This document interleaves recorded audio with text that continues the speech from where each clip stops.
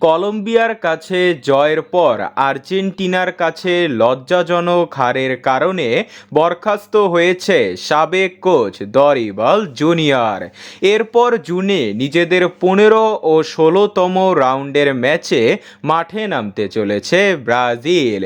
এর আগে European high প্রোফাইলের কোচ খুঁজছে সেলেসাওরা।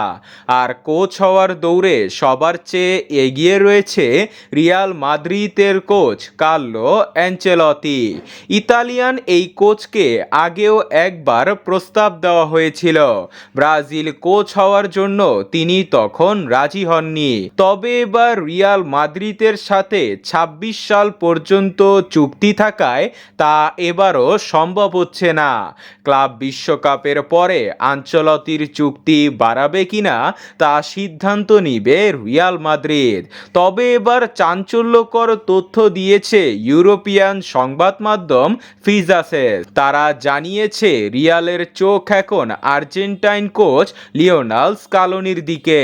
তারা কার্লো অ্যানচেলতির বদলে এবার চায় বিশ্বকাপ জয়ী কোচ লিওনেল স্কালোনিকে, কারণ স্কালোনির আন্তর্জাতিক সাফল্য মুগ্ধ করেছে রিয়াল মাদ্রিদকে। তাই যদি হয় তাহলে আর্জেন্টিনা হারাবে কোচ আর কার্লো অ্যানচেলতিকে পাবে ব্রাজিল। এটা তখনই সম্ভব হবে যখন ফ্লোরেন্তিনো পেরেজ চুক্তি নবায়ন করবে না।